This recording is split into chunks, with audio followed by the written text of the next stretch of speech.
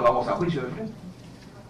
Así como la cuestión prejudicial ya no se puede plantear en la etapa intermedia, solo es excepción y cuestión previa, lo cual evidentemente sería inconstitucional porque una excepción nos está diciendo de improcedencia de acción, cualquiera de las excepciones, salvo la de naturaleza y juicio, me estás procesando indebidamente, me estás procesando sin razón. Esa es una excepción.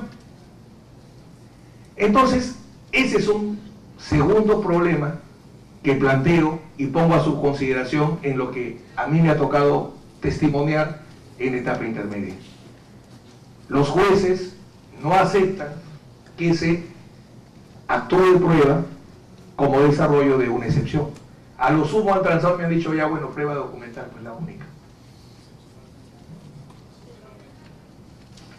El tema está en que si es una excepción y esa excepción se postula sobre hechos, el derecho a la defensa me otorga a mí medio y tiempo adecuado para probarla en toda su plenitud. Esa es la excepción. Y entre demorarse un poco más en etapa intermedia y llevar a un caso que puede no ser delito, obviamente hay que estar en pro. Entonces ese es un segundo problema que encuentro que existe en la etapa intermedia. El otro problema que aprecio en la etapa intermedia es la aplicación de la causal de sobreseimiento por notoria insuficiencia de la prueba de cargo. Si revisamos todos los casos de sobreseimiento, vamos a encontrar que esta, que es la causal más conocida en la doctrina, la primera vez que estudié el sobreseimiento, encontré en esta causal temas de gran interés. Esta fue la primera causal de sobreseimiento que conocí. Pero cuando vamos a la práctica judicial, revisen por favor todos los casos de sobreseimiento y van a ver que hay cierta resistencia a sobreseer la causa por notoria insuficiencia de la prueba de cargo, con lo cual estamos dejando sin funcionar uno de los aspectos más extraordinarios del nuevo código. Tan extraordinario como que la decisión de abrir proceso la tiene el fiscal y no la tiene el juez. Tan extraordinario es que el juez, a pesar que el fiscal ha acusado, puede sobreseer el caso. Ya no es ese sistema automático acusación, juicio, sino este juicio de acusación que estamos comentando que es la etapa intermedia.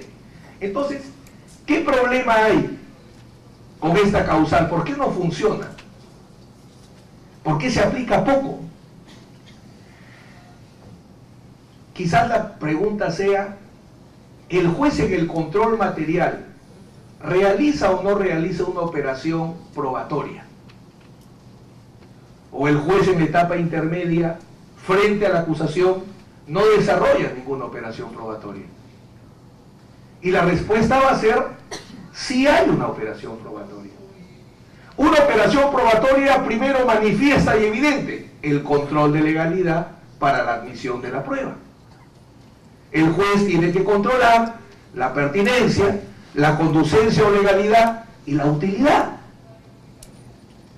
Y a partir de ese control de legalidad surge el más importante que realiza el juez en la etapa intermedia a nivel de control probatorio, porque es control de forma, control de materia y luego viene el control de prueba. 3 controles realiza en realidad un juez en la etapa intermedia. Y en este control probatorio, el juez tiene que plantearse la siguiente pregunta. Tiene que hacer un examen de razonabilidad. Con la prueba que ofrece la Fiscalía, ¿es razonable pronosticar una sentencia condenatoria? Esa es la gran pregunta que se tiene que hacer un juez para poder dictar un auto de enjuiciamiento. Por ejemplo, solo una acusación con testigos referenciales sin justificar la falta de testigo fuente, o permítanme ir a los hechos institucionales. Tarufo habla de 4 hechos: el hecho objetivo, el hecho subjetivo, el hecho institucional y el hecho complejo. El hecho institucional es el hecho que crea el derecho. Un cuerpo no lo crea el derecho. Un arma, un puñal no lo crea el derecho. Pero el orden constitucional, la renta, el proceso presupuestal, evidentemente son creaciones del derecho. Entonces los hechos institucionales, los elementos normativos del tipo, los hechos institucionales que se engarzan con los elementos normativos del tipo, tienen que ser probados. Pero los hechos institucionales tienen una particularidad. La ley no solo los crea, sino la ley establece la forma en que se tienen que probar. Por ejemplo, si la modificación presupuestal es debida o es indebida, no lo prueba una pericia contable, para tristeza de los contadores. No lo hace un examen de la Contaduría General de la República. ¿Quién lo determina? El registro SIAF. Porque dice la Ley General del Presupuesto, la Dirección Nacional de Presupuesto es la autoridad textual exclusiva y excluyente. Pocas veces el legislador utiliza el término excluyente. Solo yo determino si una modificación presupuestal ha observado o no ha observado el procedimiento presupuestal. Entonces, si viene la acusación por malversación de fondos, sin registro SIAF de desaprobación, ¿cómo el juez podría razonar que esta acusación es razonable que el juicio logre una condena? O permítanme poner otro ejemplo que ha puesto a llorar a toda la ciudad. Como el proceso penal es un Lotus, es un Ferrari, y el proceso administrativo tributario es un Tico, me refiero en temas de tiempo, por cierto, resulta que se abre el proceso penal solo con el informe motivado, lo cual está bien, la ley penal tributaria lo permite, es la autorización que se da para ejercer la acción penal. Pero llego al momento en que tengo que acusar y el proceso administrativo tributario todavía no ha terminado. Entonces digo, no, pero tengo una pericia contable. La pericia contable me establece a mí la existencia de una renta oculta, que es el elemento típico a establecer. Pero ¿qué dice la ley? La renta es un hecho institucional, lo cree el derecho. Y según el Código Tributario, ¿cuándo existe la renta? Con la resolución de determinación de deuda tributaria firme. Si revisan ustedes su Código Tributario, dice el código, la renta existe con la resolución de determinación. Entonces, ¿qué sucede si el fiscal acusa sin resolución de determinación? ¿Cómo podría decir, con la prueba que ofrece la fiscalía, es razonable pronosticar una sentencia condenatoria? No. Porque si es un hecho institucional, yo los invito a que reflexionen sobre la existencia de los hechos institucionales, de esos hechos que cree el derecho, donde la forma no solo es approbationem, sino es ab solemnitatem. Sin la forma legal, el hecho no existe. Si no hay resolución de determinación, no existe la renta. Si no hay un registro SIAF que desapruebe, no hay modificación presupuestal indebida. O algo que pasa todos los días. Hoy veo casos por negociación incompatible de funciones y dicen, la declaratoria de emergencia no debió darse, la declaración de situación de emergencia no debió darse por el gobierno municipal, el gobierno regional. Perfecto, muy bien. ¿Cuál es tu prueba? Bueno, OCSE recomendó que no se dé la declaración. Ah, qué interesante. ¿Qué otra prueba tienes? La Contraloría. La Contraloría ha venido y ha sostenido que, como el hecho era previsible, porque acá llueve toda la vida, los hechos previsibles no pueden calificar como situaciones de emergencia. Ah, qué interesante. Entonces lancemos la pregunta. La declaración de emergencia, y concretamente su causal, peligro, grave peligro, dice la Ley de Contratación del Estado. ¿Grave peligro es un hecho? ¿O no es un hecho? Porque si el grave peligro es un hecho institucional. Y el grave peligro es sinónimo de peligro concreto. Entonces, el peligro concreto no se tiene que probar. En el proceso penal sería indudable. Delito de peligro, yo tengo que probar el peligro concreto. Entonces, el peligro concreto, que es sinónimo de grave peligro, sí se tiene que probar. Entonces, es un hecho que se tiene que probar. Y como es un hecho institucional, se tiene que probar conforme establece la ley. Y la ley dice que el peligro concreto se demuestra con una pericia contable, con una opinión de OCSE. La ley de contrataciones del Estado habla de los casos en los cuales se puede exonerar, pero no define el grave peligro. Y no lo define porque quien lo define es el SINAGER. La ley del SINAGER, la ley del Sistema de Administración de Gestión de Riesgos. Y la ley del SINAGER establece que hay un registro, SINPAT. Y ese registro SINPAT se construye sobre información científica. Si es problemas de lluvias, a través de la evidencia científica del CENAMI.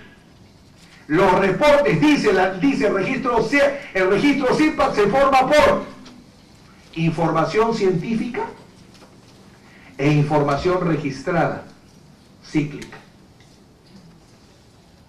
Si no hay el registro SINPAT, perdón, al revés, si el registro SINPAT dice que en Piura hay una situación de peligro inminente por las lluvias, ¿cómo se podría eso refutar con una recomendación de OCSE? O con un examen de Contraloría. En los casos que me ha tocado ver, el SINAGER está al costado. OCSE es sincero y dice, yo he trabajado sobre el registro SEACE, sobre la información que se ha consignado, yo no he hecho trabajo de campo. Contraloría, bueno, no, yo tampoco, no hago trabajo de campo. ¿Han visto ustedes el SINPAT? No lo hemos visto. ¿Han visto los informes de emergencia del INDECI? No los hemos visto. El perito contador de la Fiscalía menos. Y sin embargo condenado a 5 años de cárcel por negociación incompatible. Entonces el tema es que el juez tiene que hacer control probatorio. Y en tantas cosas que podríamos hablar sobre el control probatorio, yo los invito a reflexionar sobre este tipo de hecho, que es el hecho institucional, el hecho que crea el derecho. Hay hechos que el derecho los crea, y si el hecho lo crea el derecho, queridos amigos, es el derecho el que determina cómo se prueba. Todas las condenas, hay una sentencia de la Corte Suprema que no se repitió en tiempos muy antiguos, no en esta época luminosa que tiene la Corte Suprema. Yo confieso que cuando salí de la universidad, lo único que no veía era jurisprudencia, porque decía, eso me enseña cómo no debe funcionar el derecho. Yo más bien creía solo en la doctrina, me conocen desde hace tantos años, mis libros. Pero los años me enseñaron lo contrario. Yo vi jueces crecer. Y hoy la Corte Suprema está en un gran momento, pero una sentencia de hace 9 años, miren, presentan en la Corte Suprema la resolución del Tribunal Fiscal que dice que no hay renta. En la Corte Suprema se presenta y dice, acá está, no hay renta. Y el juez que se llamaba Sócrates, que bueno, ya regresó a su tierra hace tiempo, convence a los otros 4 y dice, el resultado del proceso administrativo es irrelevante para efectos penales, porque el proceso penal prima sobre el proceso administrativo. No va a haber nulidad en la condena. O sea que una renta que para el derecho tributario no existió, porque si no hay resolución de determinación, no existe el tributo, le lleva la resolución que dice, no existe, o sea, viene el médico legista y dice, está vivo. No, ya para mí está muerto, ha muerto, lo voy a condenar por homicidio. Está muerto, yo estoy viendo que está muerto, tiene cara de muerto, está muerto. Entonces, es bien importante, amigos, es bien importante trabajar con este hecho institucional, porque se van a dar cuenta que se acusa y condena todos los días por delito tributario y no hay resolución de determinación, que se acusa y se condena por malversación de fondos y el buen perito fiscal dice, ¿conoces el registro SIAF? No, no lo conozco. ¿Conoces que estaba aprobado? No, no lo conozco, pero yo he sumado, como si fuera un tema de matemáticas. O esto de la declaratoria de emergencia.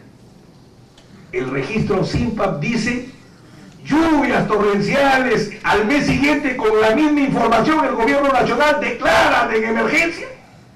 Y todos procesados porque dicen, no, esta declaratoria de emergencia fue fraudulenta. ¿Por qué? Porque no siguieron la recomendación del OCDE. Todo por no entender que es un hecho institucional. Como prometí no pasarme de tiempo, además es cumpleaños de mi hijita, me he salido un ratito, tengo que regresar. Yo concluyo señalando lo siguiente: queremos que el sistema, el código es muy bueno, el modelo es bueno, hay que persistir en el modelo, hay que ajustarlo, y la etapa intermedia es uno de los temas claves. Si la etapa intermedia funciona, se justificará donde hay juicio. Dicen que cuando hay una etapa intermedia buena, casi todo juicio debe terminar en una condena. Y tendrían razón si es que esta etapa intermedia cumple con su propósito de ser juicio de la acusación. En la etapa intermedia tenemos todos, fiscales, jueces, abogados, opinión pública, una tarea pendiente para lograr que un gran sistema funcione. Muchas gracias.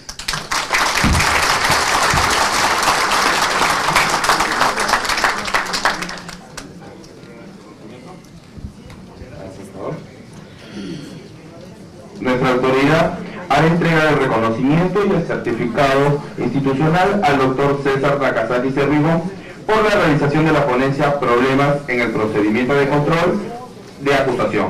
Fuertes palmas para el doctor César Nakazaki Cerribón, por favor. Continuando con el programa, invitamos al doctor Mario Pablo Rodríguez Hurtado para la realización de la ponencia La investigación eficaz del delito. Agradeceremos puedan brindar un voto fuerte de aplausos para el doctor Mario Rodríguez Hurtado.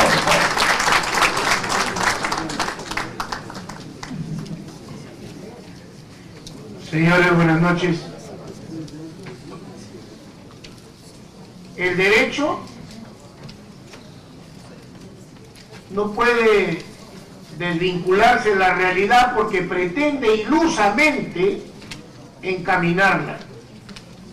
Y la más de las veces se lo instrumenta para que realidades crudas y poderes subalternos se entronicen.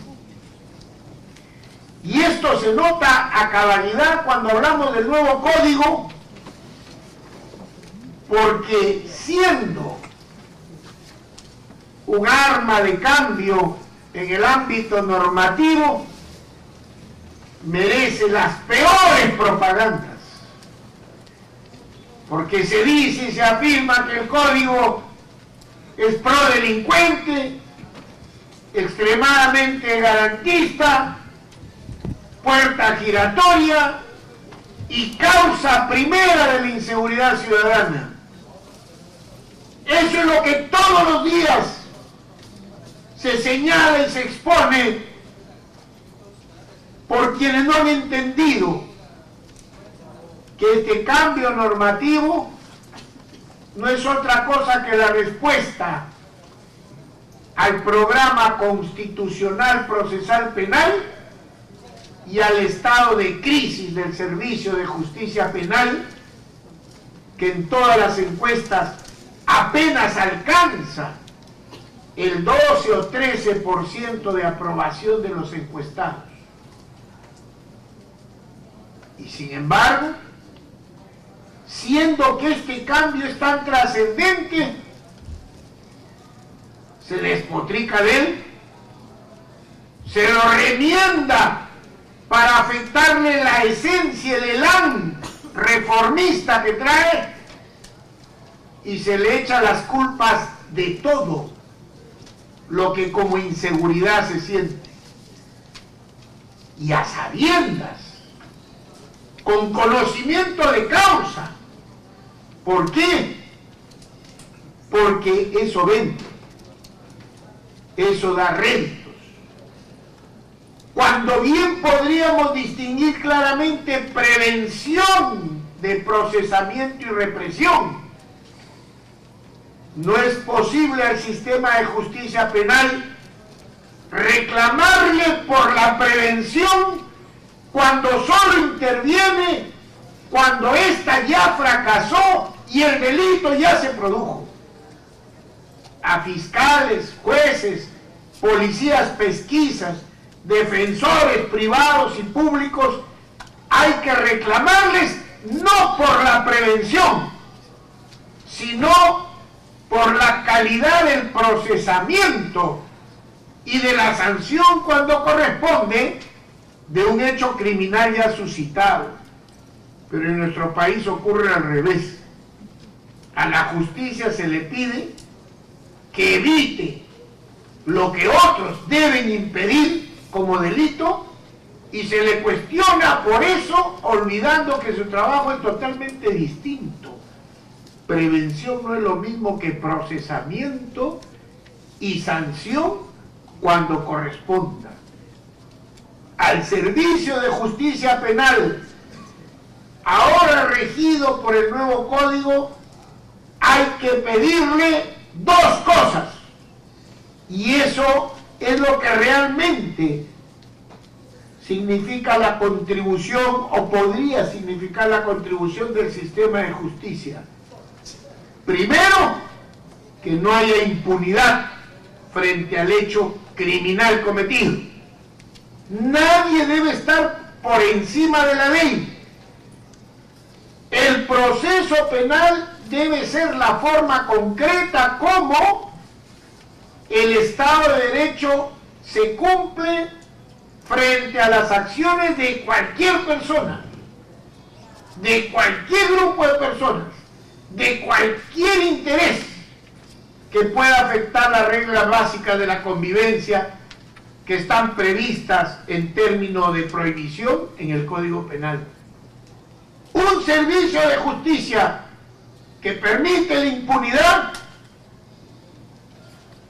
causa desasosiego, intranquilidad, desgano, repudio en el marco del procesamiento. Pero también, ojo con esto, que lo olvidamos casi todos los días, el servicio de justicia debe evitar el error judicial, o sea, castigar a quien no es culpable, castigar a personas contra las cuales no hay prueba suficiente o ante las cuales hay duda o cuya inocencia se ha podido establecer de manera clara. Por consiguiente, en vez de reclamarle al sistema de justicia que prevenga delitos, porque ese no es su trabajo, esa es política estatal de otro tipo, educación, cuestiones laborales, salud, cultura, vigilancia y patrullaje, etcétera. Esa es una cosa totalmente distinta. Al servicio de justicia sí le podemos reclamar, cuando el hecho ya se produjo, un procesamiento eficaz y eficiente que evite la impunidad y que evite el error judicial de castigar a quien no es culpable. Y es ahí donde nuestro código, este código maltrecho y al cual se le ha puesto todos los motes posibles para desacreditarlo, porque trae democracia, república y ciudadanía, es ahí donde nuestro código tiene, por lo menos normativamente, grandes aciertos a propósito de la investigación. Que dice el código en muy pocas palabras y muy brevemente, como gran contribución de cambio en el ámbito procesal. Primero, la investigación debe ser estratégica. Por primera vez, a quienes ejercemos el derecho se nos exige que vayamos más allá de las doctrinas, teorías y cosas absurdas que no resuelven absolutamente nada. Que seamos eficientes porque contamos con una estrategia para investigar los hechos criminales o las noticias criminales y elucidarlas. Investigación estratégica. Y segundo, investigación objetiva. Son las dos herramientas centrales que van a permitir que la investigación del delito se afronte apropiadamente. El problema está en entender qué es investigar de modo estratégico y qué es investigar de modo objetivo. Lo segundo es más sencillo entenderlo, porque el código así lo señala. El código dice que ningún fiscal, ni el más sabueso, ni el más empecinado persecutor del delito, es abogado del agraviado. El fiscal es el abogado de la sociedad. A él no lo debe aminar la revancha, el reclamo multitudinario, los titulares en los medios, no. Al fiscal debe animarlo el propósito de elucidar una situación donde están involucradas una serie de personas objetivamente. Quiere decir que todo fiscal, cuando persigue un delito, cuando lo investiga, deberá siempre recoger información probatoria de cargo y de descargo. De cargo, que consolida la imputación, y de descargo, que puede favorecer al que soporta la imputación. Nuestros fiscales no son fiscales norteamericanos. Hay que quitarnos esa pelusa provinciana de creer que lo extranjero siempre es lo mejor. El fiscal norteamericano solo persigue, solo recoge pruebas de cargo, porque la defensa tiene todo un aparato para hacer lo propio con las pruebas de descargo. Pero en nuestro país ese sistema de investigación no existe. En nuestro país la investigación es única. La dirige, la conduce y la domina el fiscal. Y para que esto no sea abusivo y excesivo, el parámetro de control es la objetividad, que le dice: te entrego este escenario para ti, para que investigues y persigas, con la única condición de que si encuentras información de descargo, también la incorpores, y así en el momento dado serenamente digas: tengo un caso y acuso, o no tengo un caso, pido el sobreseimiento. Por lo tanto, una investigación eficaz lo será si nuestro fiscal no solo mira con un ojo como un pirata, sino con los dos ojos. Si atiende los cargos y los descargos, porque además es el defensor de la legalidad mayúscula, o sea, de la legalidad constitucional. No se puede olvidar de los derechos del imputado al que investiga, por más que éste tenga defensor, porque eso se compensa con la entrega que el código le da de todo un escenario para él como dueño y señor, que es la investigación, siempre bajo la condición de que sea objetivo. Sin eso, señores, estamos perdidos. La persecución se va a convertir en una casa de brujas. La persecución se va a convertir en la justificación y el apañamiento al amarillaje de los medios que pretenden ser verdugos, jueces, fiscales y hasta, digamos, revisores finales. Si el fiscal no es capaz de investigar objetivamente, todos estamos en riesgo de convertir la República de una república de libertades en una república de sospechas. Por eso es que el código dice investigación objetiva, no solo investigación, sino objetiva, recogiendo cargos y descargos para que el fiscal en su momento tome la decisión serena de acusar o no. Eso se entiende sencillamente. Pero ¿qué es investigar de manera estratégica?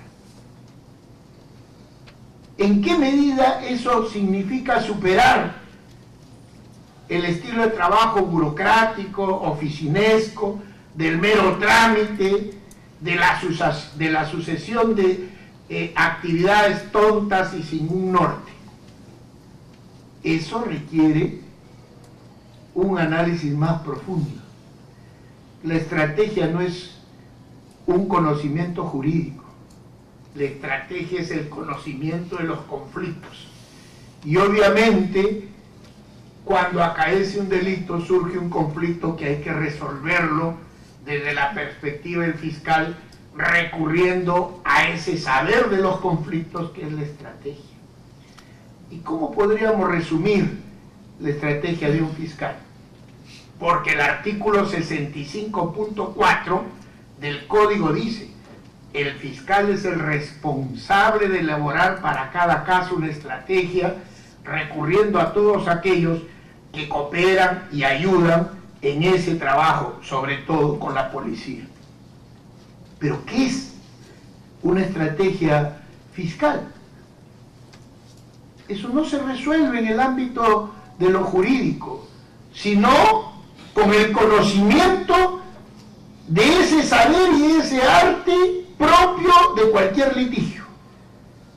Y por eso decimos, y no tememos equivocarnos, cuando sostenemos que la estrategia fiscal se puede resumir en las siguientes palabras: líder, equipo, doctrina, además de plan y calendario. 5 asuntos capitales que la estrategia nos enseña y que hay que aplicar al orden del trabajo fiscal para que sea eficaz y eficiente, evite la impunidad o evite el error judicial. Desde los primeros momentos, cuando hay la noticia criminal, líder, puede haber, tomando las enseñanzas de la estrategia que proceden del estudio de la guerra, puede haber un ejército sin general, sin conductor, sin jefe, sin un encabezado. Es imposible. Por eso decimos, pues, que en la investigación preparatoria el fiscal es el general, es el líder. El conductor no de él, porque tiene detrás un ejército, adjuntos, asistentes, policías, peritos, etc. No hay líder sin soldados. Por lo tanto, ese líder debe tener conocimientos y habilidades especiales para poder conducir un equipo de tarea. Por eso tanto se habla del despacho corporativo y del trabajo de equipo y todo lo demás, porque eso es propio de la estrategia. No hay estrategia sin líder, no hay estrategia sin equipo de trabajo, pero tampoco hay estrategia sin doctrina, sin conocimiento, que nos permitirá formular hipótesis sobre el asunto que confirmamos o descartamos conforme vayamos investigando. Doctrina. ¿Pero qué clase de doctrina? Derecho penal, material y derecho procesal penal. Y otros conocimientos no jurídicos como la criminalística u otras ciencias que auxilian al proceso. Es imposible que la estrategia del fiscal produzca algo eficaz y eficiente sin doctrina. Un fiscal que desconoce aquello que el derecho penal material sustantivo establece y el derecho procesal penal no sabrá conducir las fuerzas que debe liderar. Pero eso no es todo. Luego tiene que dar otro paso, la formulación del plan. ¿Qué es lo que quiero acreditar? ¿Cómo hago para ir camino hacia ese posible juicio público y oral que es la etapa central de una causa? ¿Cuánta fuerza tendré para llegar a la etapa intermedia? ¿Qué ocurrirá durante mis pesquisas? ¿Qué lagunas de información debo llenar? Plan, actividades priorizadas, ordenadas, centralmente aprovechadas. Sin plan no se llega a ningún sitio, y para cada caso. Y luego eso habrá de traducirse en calendario, porque todos ustedes saben que el fiscal no puede investigar ad infinitum o sine die, sin fin. Tiene plazos, pues cuando no los cumple puede ser sometido a audiencia de control de plazos por el juez y reencaminado y hasta mortificado por una decisión del juez que le dice que no puede seguir en el limbo y que debe dar el siguiente paso. Este esquema es lo que caracteriza una estrategia fiscal como exige el artículo 65. Yo invito a que todos autocríticamente pensemos y digamos en cuántas carpetas fiscales encontramos de manera preliminar o más desarrollada una estrategia para el caso concreto, un desempeño de auténtico liderazgo de un equipo de trabajo con una doctrina cada vez más sólida que incluye también conocimiento de jurisprudencia, claro está, con un plan que sabe distinguir entre preliminares y actos de investigación formales, consecuencia de un conjunto de actividades que estén previstas en ese plan y con calendarios que no nos agobien, que no nos asfixien, que no generen dilaciones indebidas y seguramente al final controles de plazo que se reclamen por las partes afectadas en virtud del plazo razonable. Por consiguiente, entonces, la investigación por primera vez nos exige resultados. ¿El código garantizador? Sí. ¿El código acusatorio? También. ¿Adhiere a los conceptos de república y democracia? Sin duda. Pero ¿pervivirá si no da resultados? Si no es eficiente y eficaz, no se ganará la antipatía del pueblo asusado por el amarillaje para culparlo de todas las desgracias habidas y por haber por el crecimiento del crimen si no hay eficacia y eficiencia. Y para que esa eficacia y eficiencia se encuentre, el obrero, el constructor del proceso es el fiscal, no el juez. El juez lo decide el caso. El fiscal es el que construye el caso. Por eso a él se le reclama un proceder estratégico y un proceder objetivo. Por eso se le entrega la etapa de la investigación a él como su director, ya que la investigación, señores, no es jurisdiccional. Y con la investigación no se puede fallar, condenar o absolver. Es un escenario propio para el fiscal y para la defensa. El escenario propio para el juez es el juicio. Pero un fiscal que no fue estratega, un fiscal que no fue objetivo, ciertamente tropezará en el juicio y perderá la causa, porque no tendrá los elementos para que todo su esfuerzo se exprese en una condenación si es que ha habido acusación, y en su reemplazo los jueces tendrán, aunque sea por el dolor de su alma y así el cielo se caiga, porque el juez no es socio, ni primo, ni amigo, ni cruzado con los fiscales, sino es el agente suprapartes que atiende las dos pretensiones, la punitiva y la libertaria, para decidir en justicia e imparcialmente, porque no tiene pretensión, como el fiscal y la defensa sí. Y entonces, con esas reglas de eficacia y eficiencia, de objetividad y estrategia, el fiscal asegurará, cuando acusa, que las sentencias sean condenatorias, y cuando pide el sobreseimiento, que se acaben esas indagaciones que no han dado resultado porque no ha cuajado la hipótesis punitiva o la pretensión procesal. En ambos casos, el trabajo del fiscal estará bien servido.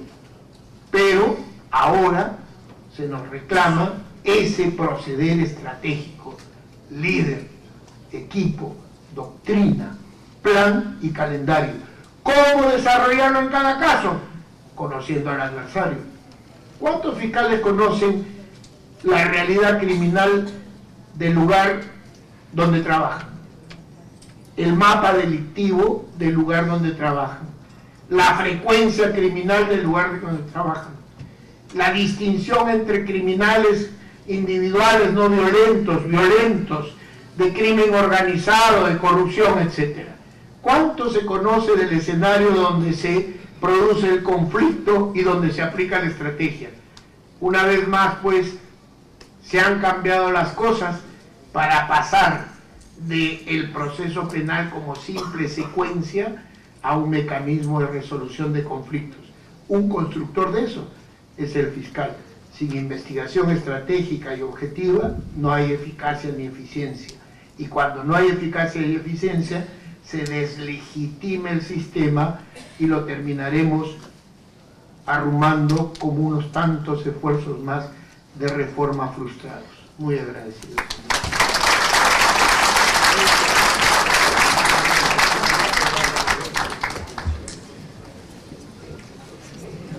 El doctor Portugal Catacora hará entrega del reconocimiento institucional al doctor Mario Pablo Rodríguez Hurtado por la magistral ponencia La investigación eficaz del delito.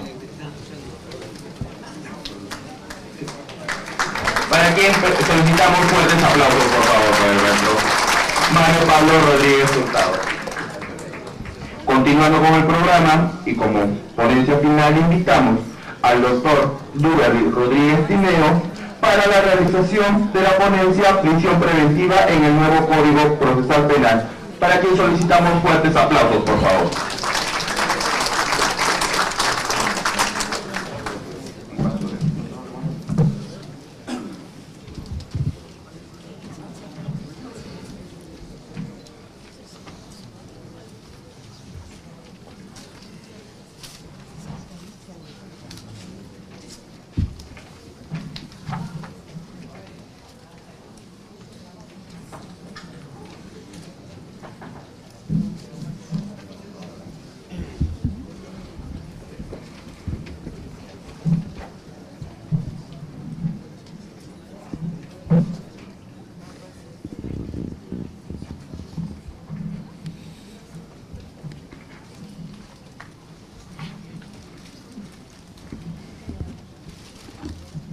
Buenas noches a todos. En primer lugar, mi agradecimiento a los amigos del Congreso de la República, a nuestro amigo Mariano Portugal por esta invitación y también por su interés en difundir temas de la justicia, y con lo cual un poco como que nos hermanamos dos poderes del Estado, el Poder Judicial y el Poder Legislativo, donde también tuve la suerte de estar en alguna oportunidad.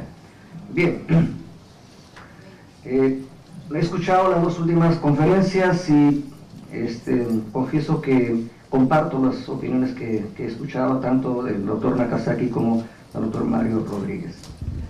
Bueno, yo voy a hablar de un tema que es bastante, diríamos, complejo, bastante polémico.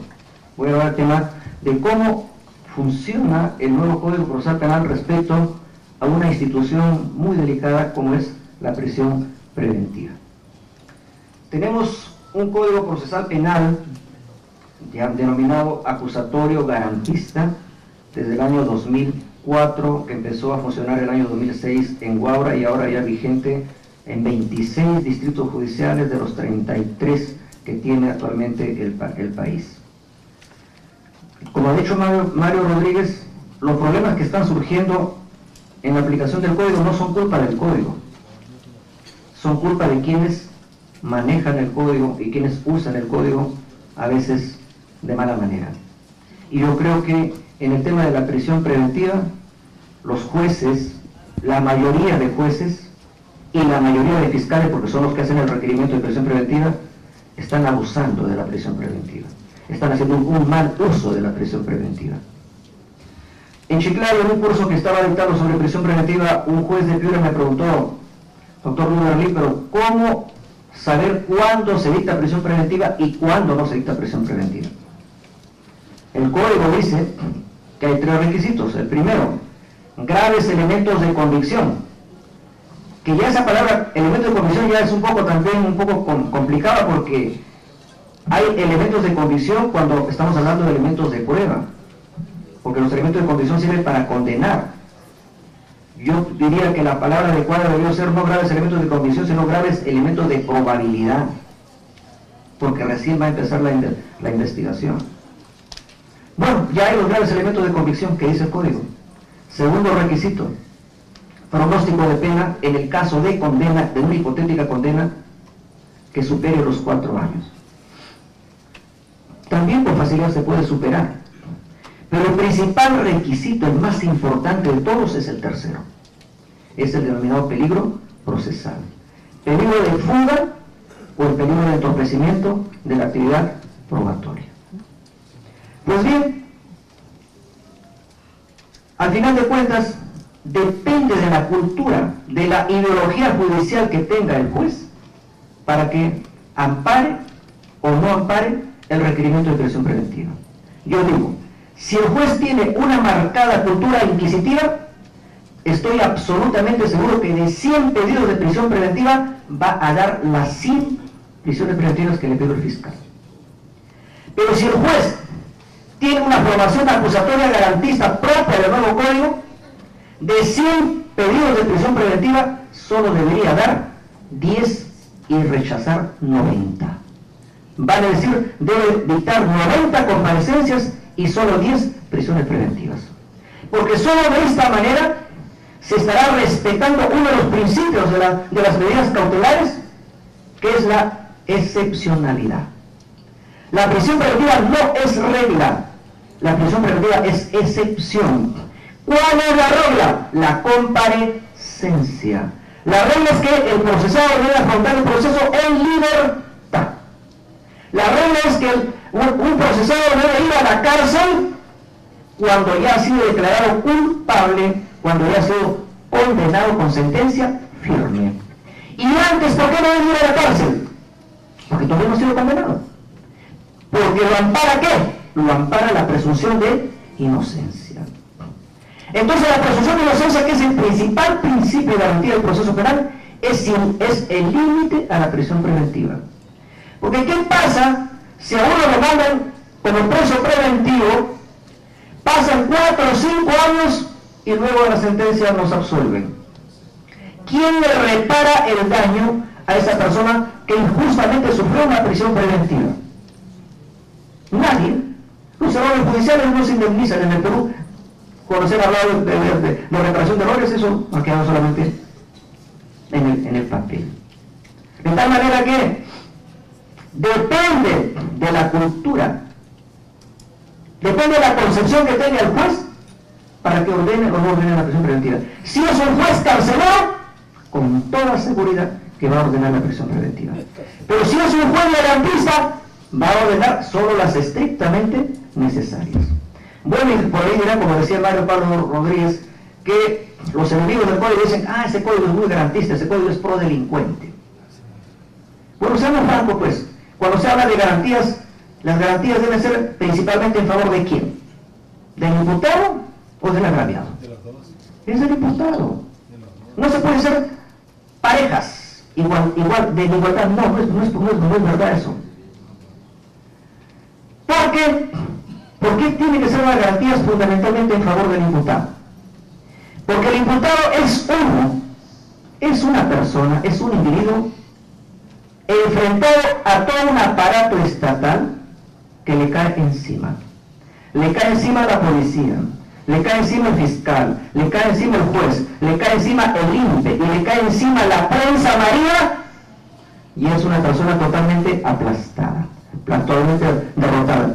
¿Habrá igualdad de armas en esas condiciones entre el imputado y la fiscalía? Mentiras. Más armas tiene la fiscalía, todo tiene a su poder. Puede levantar secreto bancario, secreto de las comunicaciones, pericias. ¿Y qué tiene el imputado? Poco. Y si lo mandan preso, peor. ¿Quién le busca sus pruebas?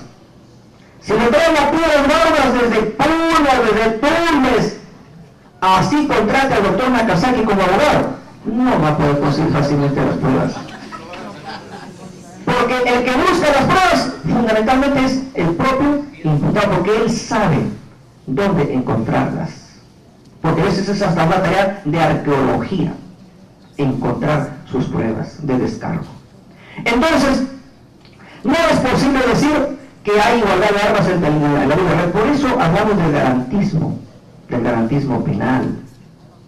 Lamentablemente, el garantismo penal no es mayoría en el Poder Judicial, ni en la Corte Suprema. Yo me considero, me declaro convicto y confeso juez garantista, pero soy una minoría dentro del Poder Judicial. Pero aún así, siendo minoría, no me doy por vencido. Creo que los jueces son los garantes de los derechos fundamentales, somos jueces de libertades, no somos jueces del INPE, no somos jueces del sistema carcelario. Eso es propio de la Inquisición. Yo cuando hablo de estas cosas quiero llegar a la conciencia de mis amigos jueces y fiscales, no para imponerles un punto de vista, sino para que reflexionen y de repente puedan pensar conmigo. Y yo quiero motivarlos con algunas cosas de la vida real. Por ejemplo, estuve en México, muchos de los que están acá probablemente conocen México, Distrito Federal. En la Corte Suprema de México, en la Suprema Corte de México, hay murales en las paredes. México es un país de muralistas, de pintores, de David Alfaro Siqueiros, de Diego de Rivera, del esposo de Frida Kahlo, de Orozco. ¿Y qué cosa hay en los murales de México? Encontré eso, por ejemplo. Son murales sobre presos. Y ahí tienen, es una pintura en una pared, no es una fotografía. Ahí están nombres, lo que son las cárceles. Eso está reflejando qué cosa es la cárcel. ¿Qué cosa es la cárcel? Es una jaula. Las cárceles son jaulas para seres humanos. ¿Y las jaulas para qué son? Para fieras salvajes. Si a los seres humanos les damos el trato de fieras, pues nos convertimos en fieras. ¿Y de qué nos quejamos después? Si les damos trato de fieras. Y cuando ahí en ese lugar, si ustedes aprecian, a un costado hay una manchita como que corre, como que baja, rojiza, y le pregunté al guía de la Corte Suprema de México que me explique por qué hay esa manchita. Le digo, es que eso está reflejando lo que ocurre en una celda. En una celda no hay baño, no hay water. Entonces los presos se orinan por la ventana y está cayendo, la huella es la huella de los orines. Eso es lo que refleja una prisión. Es un cuadro sobre los presos varones, pero también hay un cuadro sobre las presas mujeres, que es la misma tragedia, ¿no? Y después, regreso de México y regreso al Perú, profundo. Tenía una deuda, quería conocer la tierra de nuestro cholo sagrado, de verdad sagrado, el cholo universal. No el que ustedes pueden suponer, sino César Abraham Vallejo, ¿no? César Vallejo ha nacido en Santiago de Chuco, ¿cierto? Capital de la poesía peruana. Ahí me fui a Santiago de Chuco y encontré, aparte de su casa museo, con su capulí, que me inspiraba para escribir sobre su dulce rita de Junco y Capulí, ¿cierto? Encontré en la salida de Huamachuco toda una alegoría, todos los murales metálicos de la vida de César Vallejo. Ahí están todas las etapas de la vida de Vallejo, ¿no? Ahí está su bandera, está también en tamaño natural, en bronce. Pero, dentro de todas las frases que Habían ahí de César Vallejo, yo tomé la foto de esta. ¿Qué dijo César Vallejo? Dijo, el momento más grave de mi vida fue mi prisión en una cárcel del Perú. Porque César Vallejo fue preso preventivo. Fue preso preventivo. Y de todas las tragedias que a él le pudieron haber pasado, dijo que la tragedia más grave de su vida fue haber estado en una cárcel del Perú. Esa es una deuda, esa es una afrenta que tiene el Poder Judicial de haberlo tenido preso a César Vallejo preventivo siendo inocente. Pero pues, bueno, también a España, a la madrastra patria, no la madre patria, sino la madrastra, ¿no? ¿Qué cosa dice ahí el más grande escritor de la lengua castellana, don Miguel de Cervantes?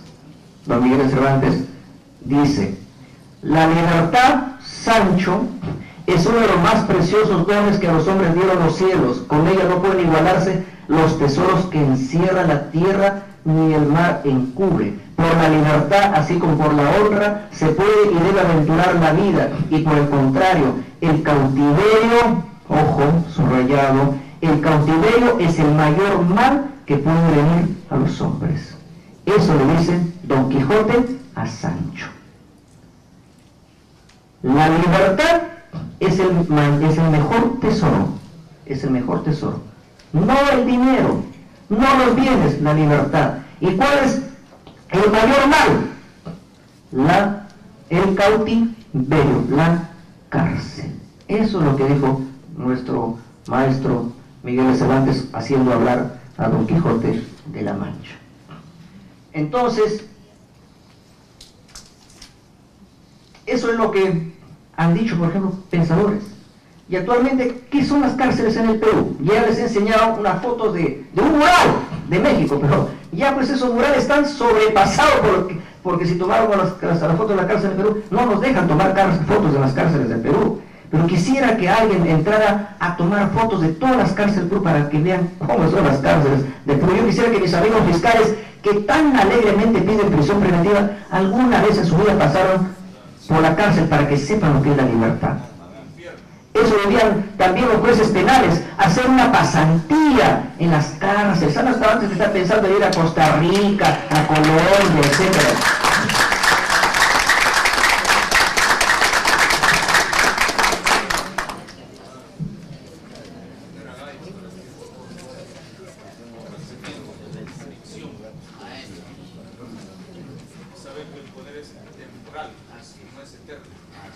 Miren, ahí hay unas fotos que no sé cómo esas son de las cárceles de Perú. ¿Ya? Son igualitos que la foto que hemos visto de los murales de Perú. Jaulas de despojos humanos. Esos son las cárceles. Y Perú 21, que nada tiene de garantista, ni de humanista, ni nada, porque es parte del grupo de conmemoración. Miren, presos en el infierno. Cárceles peruanas tienen sobrepoblación de 124%. Lo está diciendo este periódico. ¿Y qué es lo que está pasando?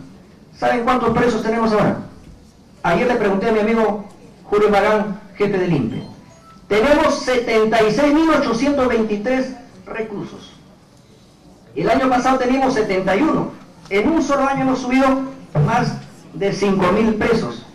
¿Y cuál es la capacidad carcelaria de nuestras cárceles? O sea, ¿cuántos presos podríamos soportar? 33.000. Y tenemos 76.000. Yo he trabajado en Chiclayo como juez superior. Yo he juzgado ahí en el penal de Pixi. El penal de Pixi fue construido para 800 presos. ¿Y saben cuántos tiene ahora? 5.000. Están durmiendo en el baño, en las ventanas, y ya no tienen espacio ni siquiera donde dormir, peor donde hacer sus necesidades. Entonces yo pregunto a mis amigos fiscales y a mis amigos jueces de investigación preparatoria y a los amigos jueces de apelaciones que confirman la prisión preventiva, ¿nunca se han puesto a pensar en la tragedia que causan cuando a cualquiera lo mandan a la cárcel? No. Eso es hacer uso abusivo del poder. Y el poder es transitorio. Yo soy juez supremo. Y algún colega me dice, mejor no digas juez supremo, porque el juez supremo solo es Dios. Mejor di juez de la Corte Suprema, que es diferente. Pero hay jueces que creen que tienen un poder omnipotente y que pueden decidir por el destino de los demás seres humanos. Y no es así. Todo cargo es un encargo, y es un encargo pasajero, provisional. El mundo da vueltas. Algunas veces estamos de juzgadores y otras veces estamos de juzgados. Algunas veces estamos de acusadores y luego estamos de acusados. Así que un imputado, ¿qué esperaría de un buen juez o de un buen fiscal? Que sea humano, que no abuse de su posición, porque si no, obviamente va a haber siempre un resultado negativo. Y estar en la cárcel pues no solamente es el tema de perder la libertad. En el Perú se pierden todos los demás derechos. No tienen derecho a la educación, a la salud, al estudio, a la recreación, a la libertad sexual. Todo eso está limitado, pierden familia, pierden todo. Entonces, no es posible que hagamos un uso abusivo de la prisión preventiva. Por ejemplo, hace pocos días, hace un mes más o menos, hubo un acontecimiento en Lima que fue muy difundido por la prensa. Fue una usurpación de unas más o menos 50 personas que ingresaron a un local, causaron ciertos daños, ¿cierto? Y luego viene la policía, los detiene, van a la comisaría y van a la audiencia de prisión preventiva. ¿Qué hace la jueza la jueza que resuelve el caso? Les da comparecencia a la mayoría y solamente dicta prisión preventiva para los instigadores, para los promotores, porque ellos los habían contratado pagándoles 100 soles, diciéndoles que era un desalojo legal ordenado por el juez. ¿Y qué le pasó a esa jueza? La prensa la linchó. Un periodista en un programa de televisión dijo, así como hay la campaña chapa tu preso y déjalo parapléjico, dijo chapa tu juez y déjalo parapléjico. ¿Por qué? Porque ¿cómo era posible que una jueza haya dado libertad a las personas que habían ido a invadir a un domicilio? ¿Qué delito se ha cometido ahí? ¿Qué delito se ha cometido? Usurpación. Usurpación agravada. ¿La usurpación agravada es más grave que el homicidio calificado? ¿La usurpación agravada es más grave que el tráfico de drogas? ¿Es más grave que el terrorismo? Entonces, ¿por qué tenía que dictarse prisión preventiva? Era correcta la decisión de la jueza de dictar comparecencia para la mayoría, pero sí dictó también prisión preventiva para dos, pero eso la prensa lo ocultó. Dijo que les había dado libertad a tontititos y era mentira. Yo tengo la resolución. Había dictado prisión preventiva para los que deberían dictarse, pero no para todos. Pero esa jueza inmediatamente al día siguiente fue retirada de su cargo. Y la OMA le ha abierto proceso disciplinario y seguramente va a pedir su destitución. ¿Cuál es el mensaje para los jueces del Perú? Nunca den comparecencia.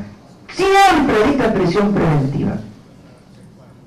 Eso no puede ser. Eso no puede ser. Miren, cambio de caso. Acuérdense del caso Movadef. Hay abogados que están, digamos, forman parte de Movadef. Han estado vinculados al terrorismo y por lo cual han pagado ya sus condenas. Nosotros lo vemos defendiendo, como el señor Crespo, casi todas las semanas en la Corte Suprema de Justicia, ejerciendo su labor de abogados. Entonces, una jueza o un juez, no sé, les dicta prisión preventiva. Ellos apelan y la sala de apelaciones les revoca la prisión preventiva y les da comparecencia. ¿Y saben cómo habían construido el peligro procesal, por ejemplo, de uno de los que ordenaron la prisión preventiva? Ya perdería mucho tiempo si les leo la resolución. ¿Saben por qué? ¿Cómo encuentran el peligro procesal y que no tiene arraigo laboral uno de los procesados? Que era taxista, porque dice que al momento que lo intervinieron no tenía pasajeros. ¿Se dan cuenta? O sea que todo taxista que no tenga pasajeros no es taxista. No es taxista. De esa manera habían construido el peligro de fuga, el peligro de tornacimiento de la actividad probatoria. Pues bien, esos jueces que le dieron comparecencia para mí correctamente, ¿qué les pasó? Remueven a jueces que liberaron cúpula de Movadef. Los sacaron de la Sala Penal Nacional y lo regresaron a sus juzgados de origen. ¿Cuál es el mensaje? Ni los jueces de investigación preventiva ni la sala de apelaciones deben dar comparecencia. Tiene que dar siempre prisión preventiva. Entonces, ¿en qué país estamos? ¿En qué modelo procesal estamos? ¿En qué modelo? ¿Estamos en un modelo inquisitivo o estamos en un modelo acusatorio? ¿Qué diferencia un sistema procesal acusatorio de un sistema procesal